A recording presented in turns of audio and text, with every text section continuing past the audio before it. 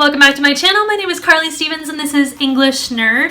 We are getting to the end of the All About Hamlet series that I've been doing for a super long time. Today we are going to talk about, don't want to do that Claudius royal we thing, Act 4, Scenes 6 and 7, which bring us to the end of Act 4 and most of the falling action. Alright, let's dive in. Obviously, as always, I have a lot to say, so I'll try to be as fast as I can. Act 4, Scene 6 is a very short scene. It just has Horatio reading a letter from Hamlet, but I want you to notice a couple of things. Hang on. First, I have to say, there are going to be lots of spoilers in this. So I want you to notice that Horatio was supposed to watch Ophelia, Crazy Ophelia, in the previous scene, and he did not return with Ophelia when she came back into the room and Laertes saw her and was very heartbroken.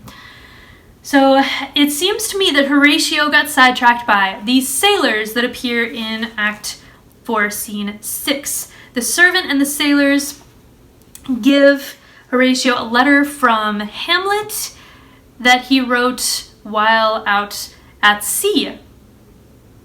So let's just take a quick look at this letter, and I want you to notice that Horatio apparently abandoned Ophelia. That is not good. I'm a big Horatio fan, not as big a fan as Hamlet is maybe, but still I don't think that that speaks super well of him.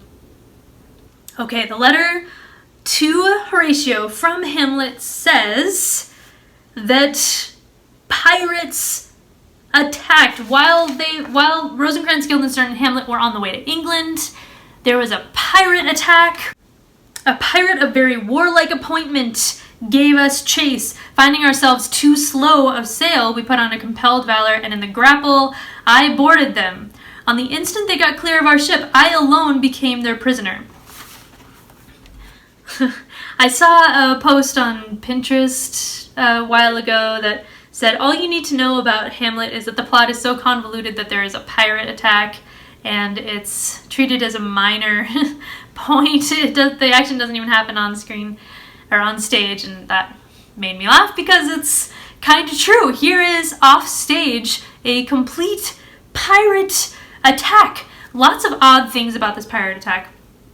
One, Hamlet is the only one who goes all kamikaze and runs on the pirate ship to attack, and then as soon as he's on there, the pirate ship pulls away. Now, to me, my first thought is the pirates are taking Hamlet for ransom. He's a prince, they're pirates, and so they could get a good ransom if they just kidnap him and then bring him back. However, that does not seem to be the case because there is no mention of a ransom demanded here, and Hamlet writes, "They have dealt with me like thieves of mercy, but they know what they did. I'm to do a turn for them. I'm going to come and say hi," and then Rosencrantz and Guildenstern are continuing on to England. The pirates are just going to bring him home to Denmark. These are the friendliest pirates, I think, that there ever have been. I mean, the Princess Bride, Dread Pirate Roberts has kind of a similar vibe, but this was confusing to me for a long time. It seemed like a really convenient plot device to have these pirates just steal Hamlet and then immediately bring him back without apparently even a ransom. And then I went back to my alma mater for a visit a couple years ago, and I was talking to a professor who's also a big fan of Hamlet, and he said, "Oh yeah, Hamlet organized the pirate attack." And I sat there and said, "Excuse me, what?" He said, "Oh yeah, it's right there." Okay, just bear with me for a second. In Act 3, Scene 4, the closet scene with the queen. I mentioned this in the previous video, but I didn't want to give away stuff that was to come. At the end of that scene, right before Hamlet drags the body of Polonius out of his mom's room, He talks about how he knows he's going to be sent to England with Rosencrantz and Guildenstern. He says, I'm going to delve 1 yard below their minds and blow them at the moon. I'm going to take all of their plans and turn them back against them. And then he finishes that whole discussion with the line, "Oh, 'tis most sweet when in one line two crafts directly meet." Now, craft means a few different things, so for those of you who are thinking, well, he meant something else, yeah, but Hamlet's words are very often like an onion, you know, they have layers to them. But think about it, in one line, two crafts directly meet. That is an interesting way of putting that sentiment, since two crafts directly met, and then these pirates apparently just take Hamlet home. Fantastic. I'm pretty sure that Hamlet engineered this entire thing by being friends with pirates. Just magnificent. I love it. Now, that would be a play.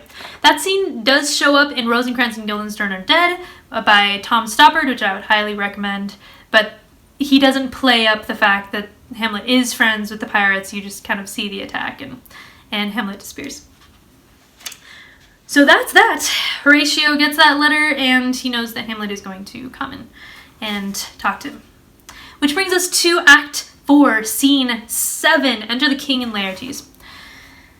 Laertes, of course, has come back from France, irate that his father has been murdered. At first he thought Claudius had done it, but then Claudius, between the previous scene and this one, has proven that Hamlet is actually the one who's guilty of Polonius's death, which makes the two of them, Claudius and Laertes, allies in wanting Hamlet dead.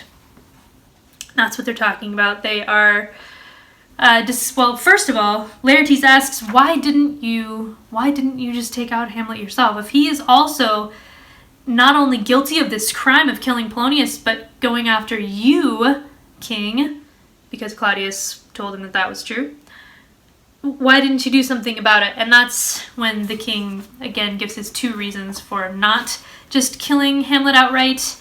The fact that Gertrude loves Hamlet more than she loves Claudius, and the same goes for the general population of Denmark as well.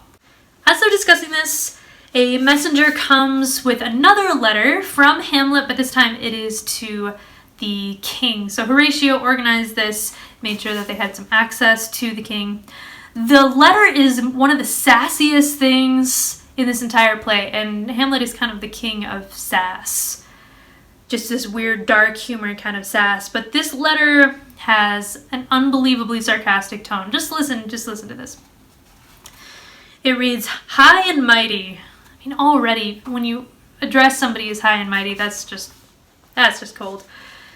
"You shall know I am set naked on your kingdom. Tomorrow I shall beg leave to see your kingly eyes, when I shall, first asking your pardon, therein to recount the occasion of my sudden and more strange return. Hamlet." And that's it. I am set naked on your kingdom. This word messes up both the king and Laertes, but basically he's just saying, I don't have an entourage. I'm not even really armed. I'm just coming back by myself to see your kingly eyes. That's just so sassy.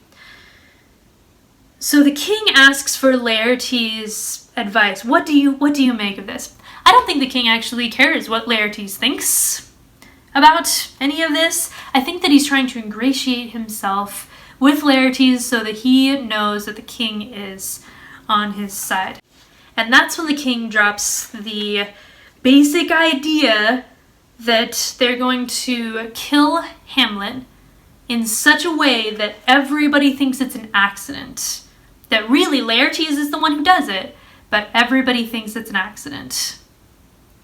Laertes is pretty excited about this. The king starts telling him his plan. The king, again, like a good politician, kind of coaxes him into his seeing things from his point of view. He doesn't immediately come out and say, here's my 3-step plan to kill Hamlet, even though he does have that brewing in the back of his mind.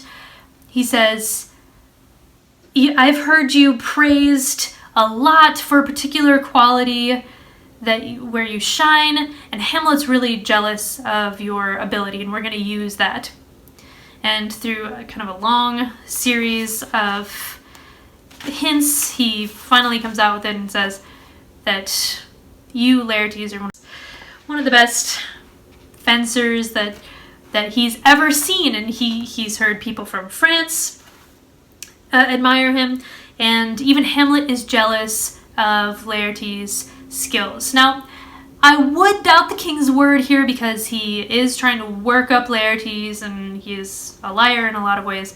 But honestly, Hamlet's personality is such that wouldn't surprise me in the least. His being really jealous of Laertes and wanting to prove that he's the better fencer.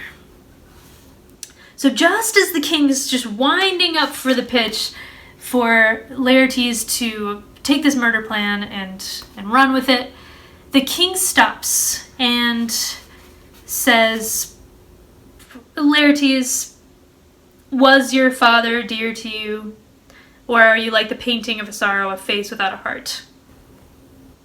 Ha ha ha. The reason the king does this, he knows that Laertes is obviously really upset about Polonius. The reason he stops, I think, is to wind up Laertes into this frenzied lather, and it works. He gets to the point, he starts, well, a lot of people say that they're sad, but then really they're not. And so I just want to know that I can trust you. Is it really that big of a deal? He works up Laertes so much that Laertes says, I would do anything. I would cut his throat in the church. I mean, that's beyond just violent and kind of terrifying. So it's at that point that the king says, all right, buddy, here's the plan then. We're going to organize a duel between the two of you. I'm going to prepare an unblunted sword, he calls it unbaited, but there's normally a little ball, metal ball at the end of a rapier, and that's going to be taken off. It's going to be a sharp sword. Laertes catches on and says, okay, so we'll have a sharp sword, and then I will poison the sword so that if I can just barely nick Hamlet, then it'll mean death for him. I find it kind of interesting that Laertes jumps in with this because he says, fantastic, an unblunted sword, cool. When I was in France, I bought an unction of a mountebank that is extremely poisonous.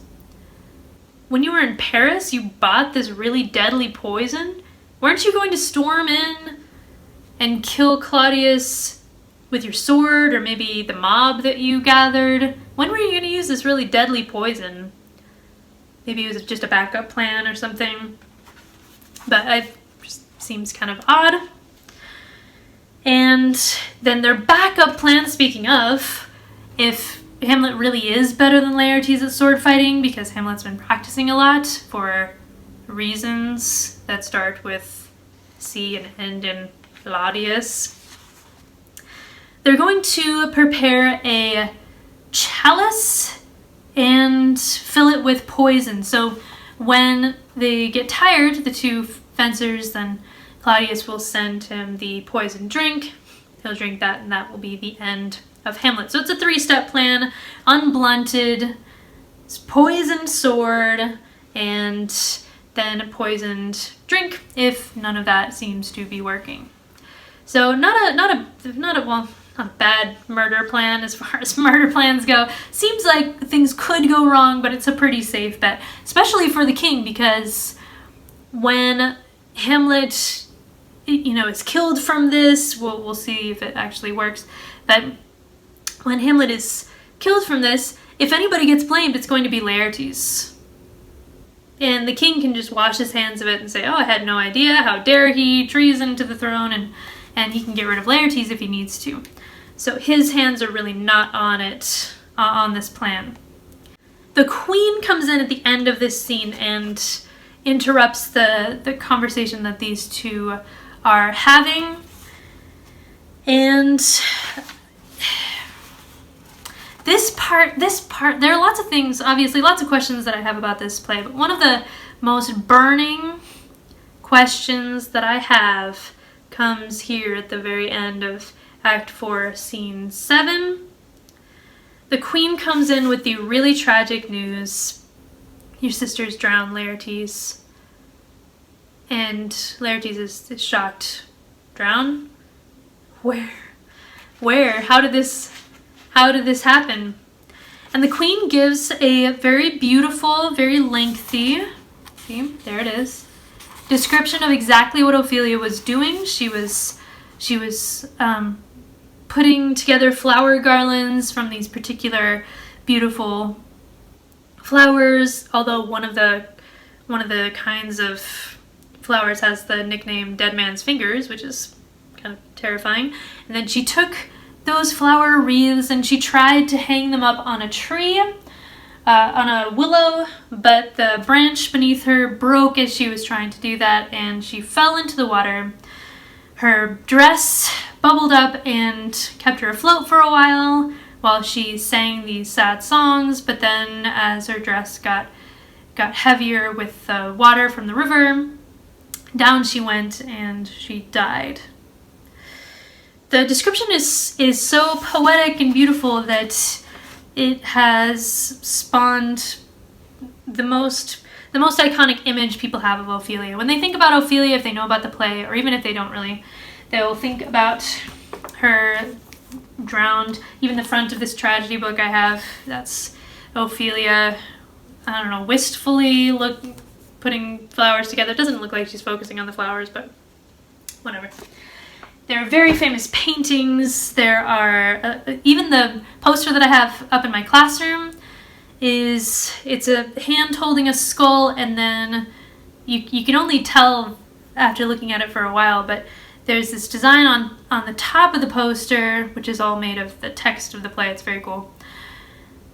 That is Ophelia lying there in the water, drowning, with flowers kind of falling from her hands. It's pretty disturbing once you see it, but it's well done on behalf of the people who made the posters at lithographs.com or lithograph.com. What bothers me about this is, of course it's tragic. It's sad that Ophelia dies this way, but that's not the part that bothers me so much. The part that bothers me is how much the queen knows. She knows play by play, moment by moment, how this all went down in such detail that it seems if she were that close, she could have saved Ophelia or pulled her out. I've had some students think that Gertrude is really the one who's behind a lot of this intrigue, and she wanted Ophelia to die and killed her and things like that, which I think is pretty awesome as far as conspiracy theories go. The problem is, in the very next scene, the queen to herself says things that are very, very complimentary of Ophelia. So I don't think that the queen killed her or wanted her to die, but I just can't quite reconcile how she could know so much about her death and not have had the time to save her. So the closest I've come to any sort of staging for this would be, it would really only work for a movie, I think. If she saw what was happening from Elsinore, from the window in Elsinore, looking down at the river, and maybe she was watching, and then she realized she was watching for too long, and she came up just as at the tail end of her drowning. That could make sense. I'd like to know what you think. Do you think that Gertrude is a cold-hearted murderer? Do you think that she's just an airhead who is, must be dependent on somebody? What do you think is the deal with that? So that brings us to the end of the scene. Laertes is so distraught, obviously, that he runs out of the room. He doesn't want anyone to see him cry. And the king is really angry. I had to calm him down. We were working something out, and then you come in with this? You worked them all up again, Gertrude. It highlights the king's really cold character in this quite well. So Ophelia is dead because of the incompetence and evil of the men really around her. And that brings us to the end of Act 4 altogether. So the next video is going to be Act 5, Scene 1, the gravedigger scene where a lot of drama happens, and that really famous part with Yorick as well. So you can look forward to that. Thank you for sticking around. Hopefully you found this helpful. If you have any questions or comments, make sure to stick them down below. Like this video if you liked it, and if you want any more English nerdy goodness, be sure to subscribe. All right, I'll see you on Monday.